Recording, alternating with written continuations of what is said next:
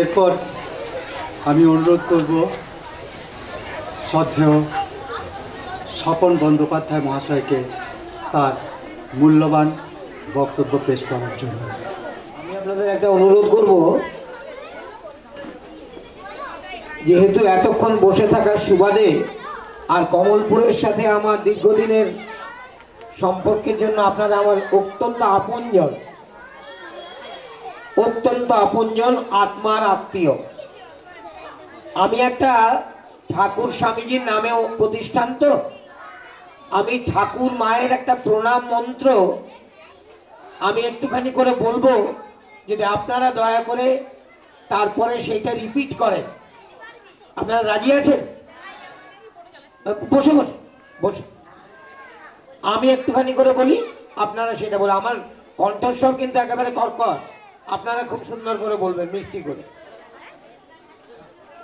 জননীং শারদাং দেবীং রামকৃষ্ণং জগদ্গুরুম পাদপদ্মে তয়োশ্রিত্বা প্রণমামি মুহুর্মুহু। পূজনীয় মহারাজ আছেন মঞ্চে, আমার একান্ত শ্রদ্ধা ভাজন সুভাষবাবু আছেন, শান্তিময় বাবু রয়েছেন, যারা রয়েছেন সবাই আমার অত্যন্ত পরিচিত। মঞ্জুশ্রী দেবী আছেন, এরা সবাই আমার খুব শ্রদ্ধা ভাজন। আর আমার খুব ভয় হচ্ছে জানেন তো, অধিকাংশই হেডমাস্টার বসে আছে পেছনে, যার ফলে আমার মনে হচ্ছে যে আমি এখানে বলতে যাব, কোথায় কি ভুলভাল বলবো, এরা আমাকে stand up on the bench করিয়ে দেবে। আর সেই ভয় নিয়েই আমি বলছি। ভারী সুন্দরভাবে তন্ময় ভাই বললেন, আমি তার সাথে একেবারে একমত, এবং আপনারাও একমত, যে কমলপুর কিন্তু দীর্ঘদিন ধরে একটা শিক্ষার পীঠস্থান। শিক্ষার পীঠস্থান কমলপুরের মাটিকে আমরা সবাই প্রণাম জানাই, এবং সেখানে দেখুন কি অপূর্ব ব্যাপার, সেই পবিত্র তীর্থক্ষেত্রে এই প্রতিষ্ঠান গড়ে উঠল, যেখানে নতুন নতুন তীর্থ দেবতারা এসে উপস্থিত হবে। এরা হচ্ছে এই বাচ্চাগুলি, যারা এই প্রতিষ্ঠান পরিচালনার সাথে যুক্ত। এবং আপনারা সবাই জানেন, এই প্রতিষ্ঠানটি গড়ে তোলার পেছনে একটি মানুষের কি তীব্র ইচ্ছা ছিল। এই তীব্র ইচ্ছাটা মানুষের কল্যাণে ছিল। স্বামী বিবেকানন্দ এটাই বলছেন, শিক্ষা সমাজের সর্বরোগহর মহৌষধ। আপনারা জানেন, অবাক হয়ে যাবেন, একটি বেদে পল্লী। বেদে পল্লী মানে সেখানে বেদে কারা আপনারা জানেন? সাপ নাচায়, লেখাপড়া জানে না, তাদের স্ত্রীরা তো লেখাপড়ার ধারেই ধারে না। সেখানে ৬৭টি পরিবার আছে। স্বামীরা ওই সাপ নাচাতে যায়, যা উপার্জন করে সেই উপার্জনের টাকার 70% মদ খেয়ে উড়িয়ে দেয়। 30% টাকা নিয়ে বাড়িতে আসে, স্ত্রীদেরকে বলে এইবার বাজার করো, রান্না করো। স্ত্রীরা যদি রান্না করতে দেরি করে তাদেরকে পেটায়, তাদের বাচ্চাগুলোকে পেটায়। এইরকম একটি পল্লী রামকৃষ্ণ মিশনের পূর্বতন সম্পাদক মহারাজ স্বামী উমানন্দজি, পরম পূজনীয়, উনি ওদের জন্য একটা পল্লী করে দিয়েছিলেন মায়ের নামে, সারদা পল্লী। ওদের অন্নের অভাব আছে, বস্ত্রের অভাব আছে, বাসস্থানের অভাব আছে। আমরা একদিন গেছি, গিয়ে তাদের ছেলেরা তো তখন চলে গেছে সাবনা জাতি, এই মায়েরা আছে, এই মায়েরা তাদেরকে আমরা সমবেত করেছি যে আচ্ছা আপনাদের জন্য আমরা অন্ন বস্ত্র বাসস্থান এর মধ্যে একটা কিছু সামান্য সেবা করতে পারি। তো তারা ওই প্রসঙ্গেই গেলেন না, বলে তোমাদের কোনটাতে সেবা করব আমরা, বলো। 14-15 জন মা লেখাপড়া কিচ্ছু জানেন না, একসাথে একযোগে এগিয়ে এসে বলছেন বাবু আমাদের ছিলাগুলানের জন্য একটা মাস্টার দিবি। তারা লেখাপড়া জানে না, লেখাপড়ার মর্ম বোঝে না, তারা বলছে আমাদের ছিলাগুলানের জন্য একটা মাস্টার দিবি। কেন বলছে এই কথা? কারণ মাস্টার শেখাবে, শিখলে অন্তত আমাদের ছেলে মেয়েগুলো তাদের বাবাদের মতো হবে না, তারা বেঁচে যাবে। পরবর্তী ক্ষেত্রে যে মেয়েরা তাদের বউ হয়ে আসবে সেই মেয়েগুলো বেঁচে যাবে। শিক্ষার এই রকম গুণ, শিক্ষার এই রকম চাহিদা যারা নিরক্ষরা, যারা কিচ্ছু জানে না, কারণ পরবর্তী প্রজন্মের উন্নতির আকাঙ্ক্ষায় প্রত্যেক মা চায় তার সন্তান বড় হোক, সত্যিকারের মানুষ হোক। এই যে প্রতিষ্ঠানটি গড়ে উঠল, আমাদের প্রত্যেকের মনে একটা চাহিদা আছে যারা মা বাবারা এখানে রয়েছি, যে আমাদের ছেলে মেয়েগুলো মানুষ হোক।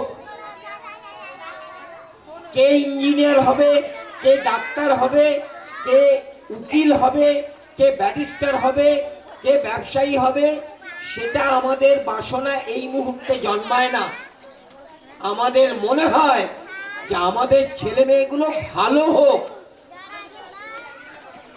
এই ভাবটা এদের মধ্যে দেওয়ার জন্যই যে এরা একটা নতুন স্বপ্ন এদের চোখে এঁকে দেওয়া হবে, সেইটা যিনি আঁকতে চাইলেন তিনি হচ্ছেন ওই ডাক্তারবাবু যার কথা বারবার হচ্ছে, এবং সেটিকে যিনি লালন করে সুভাষবাবুদের মতো বিশিষ্ট শিক্ষাপ্রতিদের কাছে এলেন, তার স্ত্রী যিনি নিজে একজন শুধু শিক্ষিকা নন, শিক্ষাব্রতী। তাহলে এতগুলি শিক্ষাব্রতী মিলে নিঃস্বার্থ ভাবনায় শুধুমাত্র অঞ্চলের ছাত্রছাত্রীদের নতুন ভঙ্গিমায় শিক্ষা দান করে তাদের ব্যক্তিত্বকে জাগিয়ে তুলবেন। যারা মা বাবারা রয়েছেন, আমি একটা বিনম্র প্রশ্ন করব যে আমরা কি কখনো ভাবি এই যে বাচ্চা বাচ্চা ছেলে মেয়েগুলো এখানে ছোটাছুটি করছে, খেলাধুলা করছে, আনন্দে আছে, আমরা কি কেউ ভাবি যে এরাই ভবিষ্যৎ ভারতের কর্ণধার হবে?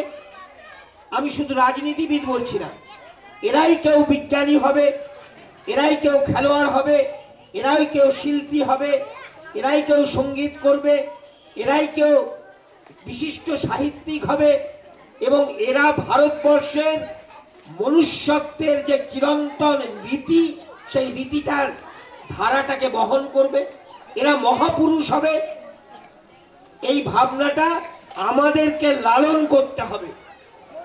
আমার বিশ্বাস শ্রীরামকৃষ্ণ বিবেকানন্দ নামে যে প্রতিষ্ঠান এখানে গড়ে উঠল, যে ত্যাগী মানসিকতার থেকে, যে সেবা মনস্কতার থেকে, যে শিক্ষাপ্রতিদের হাত ধরে, আমার বিশ্বাস এখানকার ছাত্রছাত্রী, এই যে শিশুরা 30 বছর পর আপনারা থাকবেন, আমরা এই শরীরে থাকবো না, আপনারা দেখবেন এরাই কিন্তু ভারতবর্ষের নবীন প্রজন্মকে সঠিক দিশা দেখিয়ে সত্য উন্নতির দিকে নিয়ে গিয়ে পৃথিবীতে শ্রেষ্ঠ আসন লাভ করবে।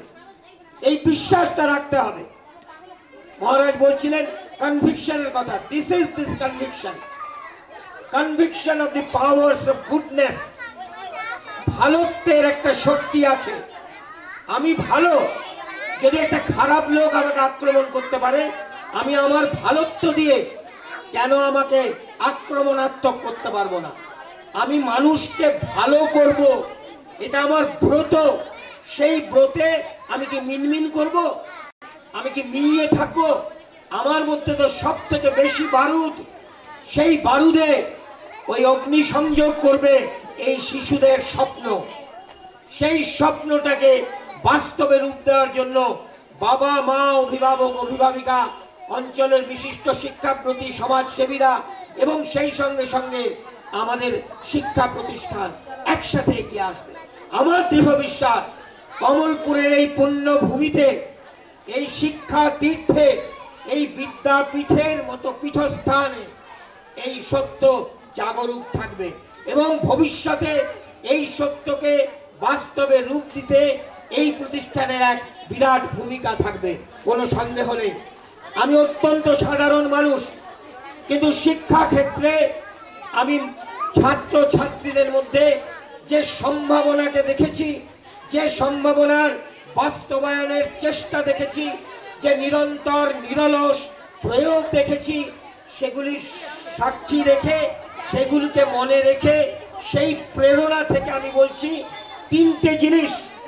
আপনারা যারা রয়েছেন, অভিভাবক অভিভাবিকা, অঞ্চলের সুহৃদ ব্যক্তিবৃন্দ, শিক্ষানুরাগী ব্যক্তিবৃন্দ, আপনারা সবাই ভাবুন যে কমলপুরের এই বিদ্যালয় থেকে আমাদের যে ভবিষ্যৎ ভারত, তারা কিন্তু বেরোবে। কাজে আমার সামনে এই বাচ্চা বাচ্চা, এরাই ভবিষ্যৎ ভারত।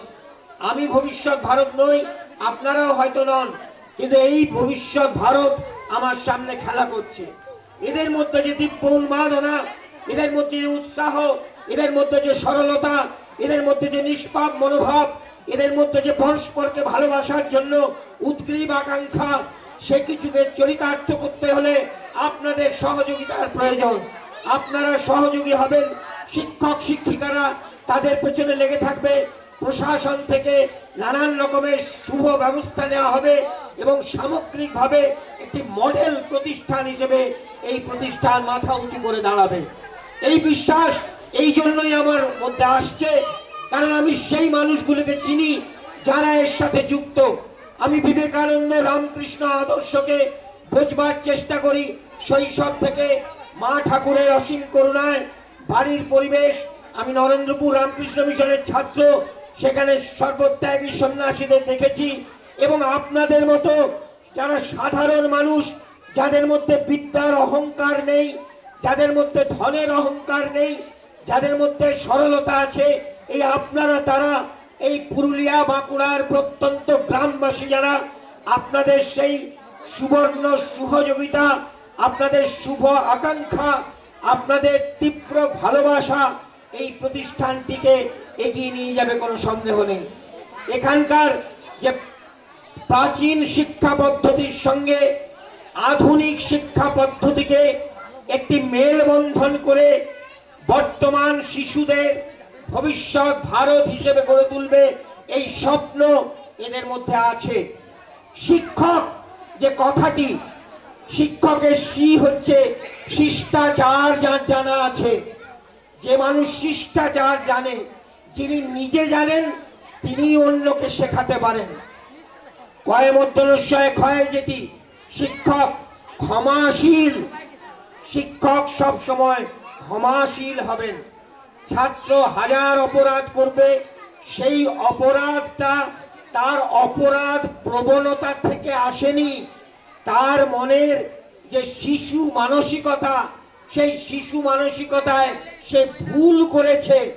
শিক্ষক প্রমাণ করবেন সে অপরাধী নয়, সে ভুল করেছে। বিবেকানন্দ বলছেন, ভুল করবার মহান অধিকার তোমার আছে।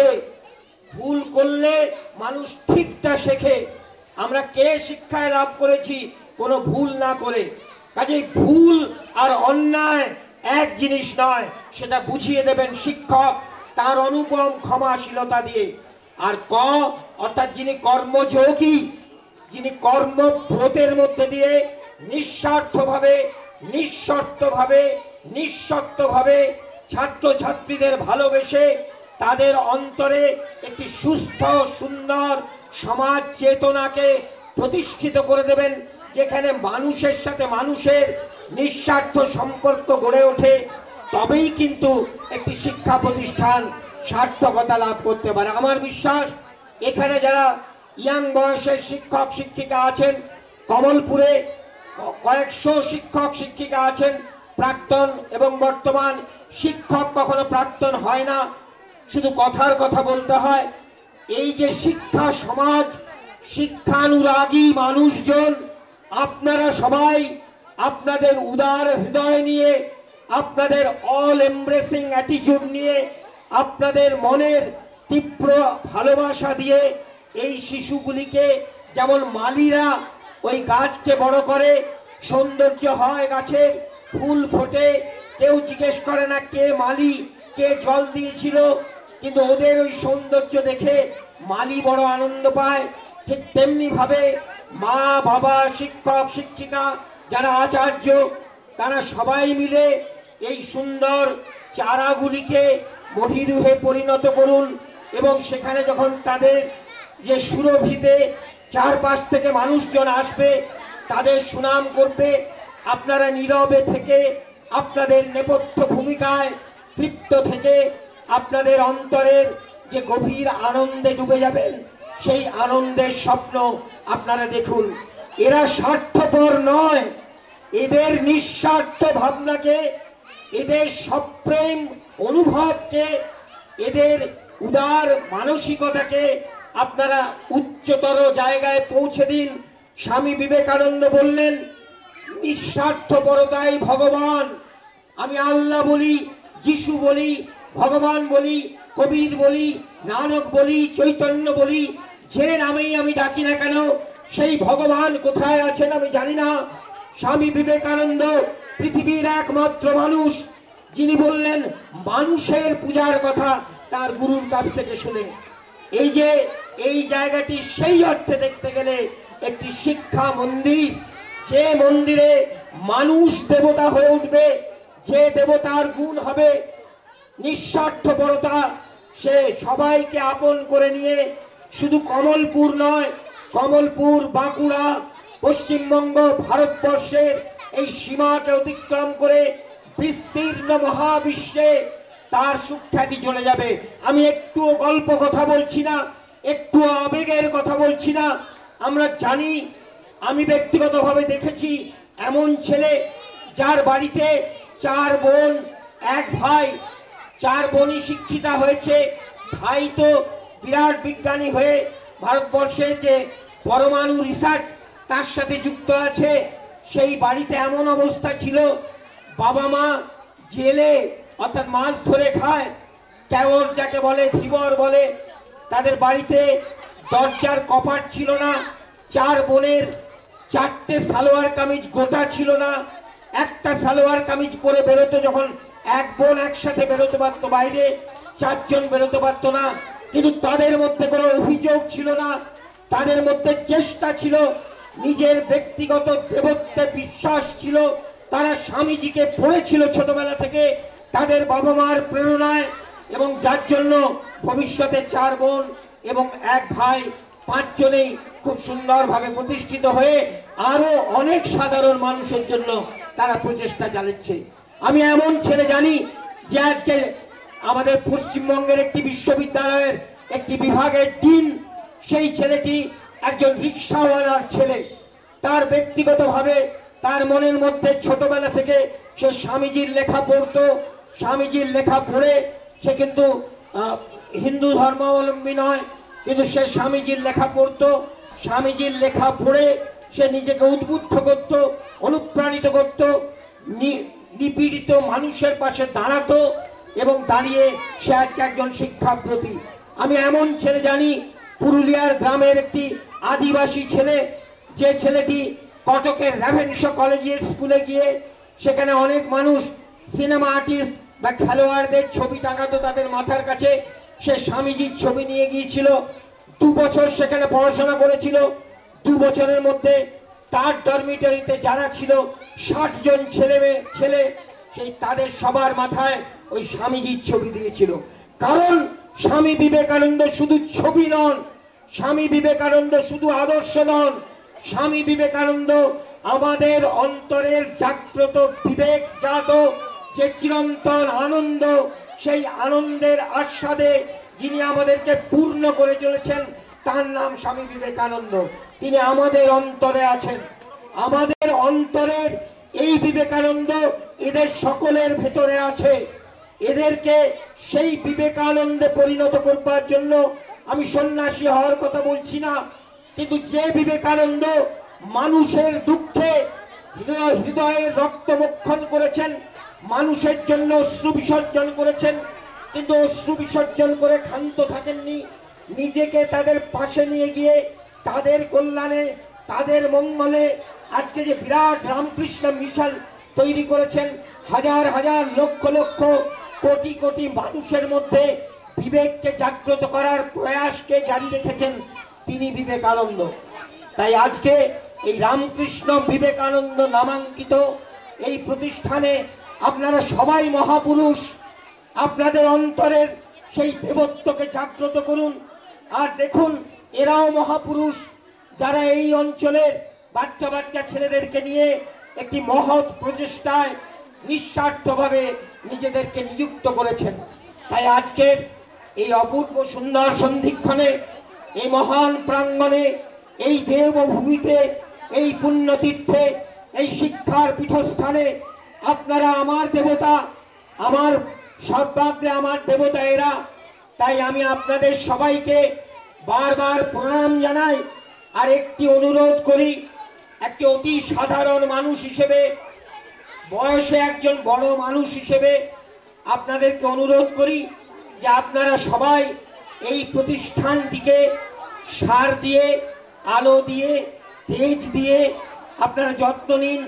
এই ছেলেগুলি, এই ছেলে মেয়েগুলি একদিন ভবিষ্যৎ ভারতকে দিশা দেখাক, এরা সবাইকে ভালোবাসুক, সকলের মধ্যে সেই দেবত্বের অনুভবে ধন্য হোক।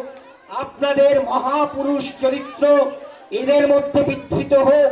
সার্বিকভাবে স্বামী বিবেকানন্দের ওই অপূর্ব সুন্দর দৃষ্টি আমাদের মধ্যে বর্ষিত হোক, আমাদের মধ্যে আলোটা জ্বলে উঠুক। আমরা শিক্ষার আনন্দে, সত্য শিক্ষার বিকিরণে জগৎকে আলোকিত করি। ঠাকুর মা স্বামীজির কাছে সকলের সর্বাঙ্গীন মঙ্গল প্রার্থনা করি। আপনাদের সকলকে নমস্কার, ধন্যবাদ, কৃতজ্ঞতা। জয় মা, জয় মা, জয় মা।